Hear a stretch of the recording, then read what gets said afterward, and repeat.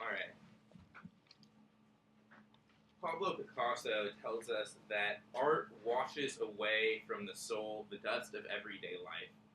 And I think it's really important that we learn that we teach our children and instill in them the values of learning to create and appreciate visual aesthetics, as it will be more important than ever to the development of this generation of students. And so, with that, I want to get to observation one, resolutional analysis. Subpoint A, as the government team, I reserve the right to define, and I'm going to define this as a policy debate. Subpoint B, the terms. Arts is going to be limited to visual arts. The rest is contextual. Subpoint C, the plan text. The U.S. Department of Education will mandate a 2-year requirement of enrollment in creative arts classes in middle schools. So these are things like graphic design and painting, sculpting, those kinds of visual arts. The agency will be the Department of Education. Funding will be normal means. And enforcement will be that the federal Department of Education will withhold funding to any of the schools that don't abide by this policy. Subpoint D, criterion net benefits. Yeah. Isn't the normal means of funding arts program is that they get no funding? The normal means in this case is the Department of Education has a discretionary budget of over $70 billion. So it would just come from their normal means budgeting. Yeah. If you just had to approximate how much of that $70 billion do you think would be utilized by this plan? Roughly $1 billion, I think so. And that'll be made available to middle schools. You know, if they cannot meet that requirement, right? Then that's what the money will be used for.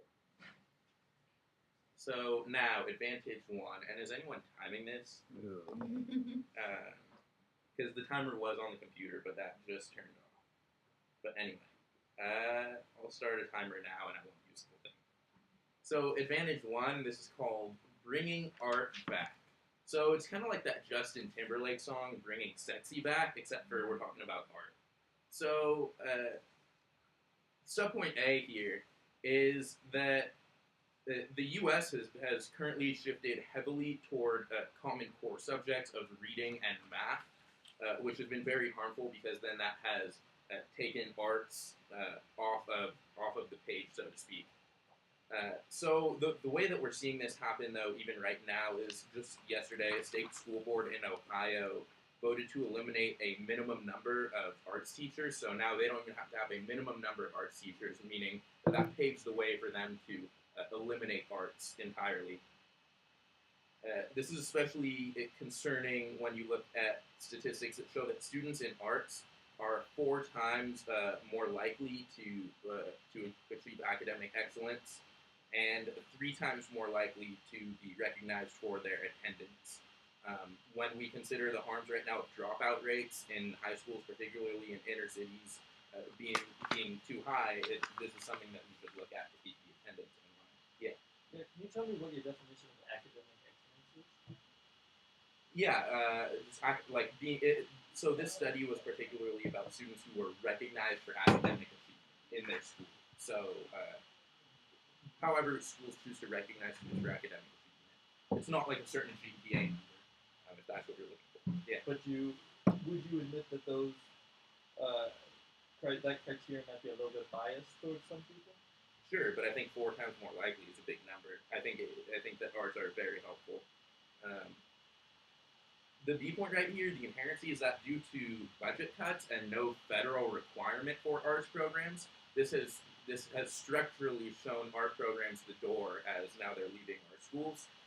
So the C point, the solvency, is that this plan of a 2-year requirement will bring art back. Let's get to impacts.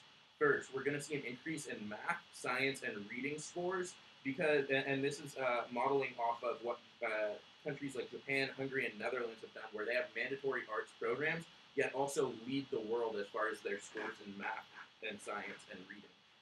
The second impact is that this promotes creativity, social development, and self-worth because the production of an object that then a student can look at and say, I made that, I created that, helps students self-actualize themselves. So now let's get to advantage two. And this is tagline, closing the gap.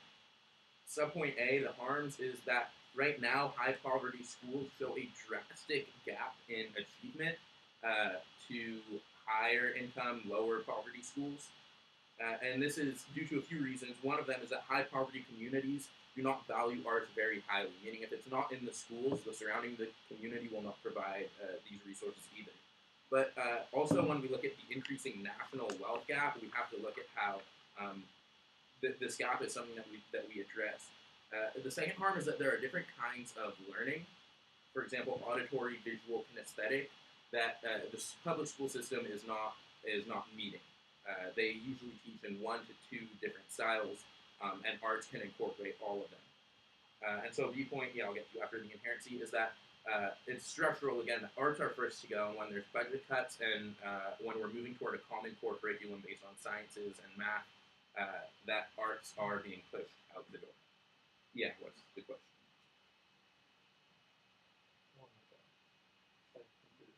Auditory learning styles? Why does your plan only focus on visual arts if you recognize the need for more types of learning styles? My task is to increase arts in schools, and so I'm upholding that burden of the resolution.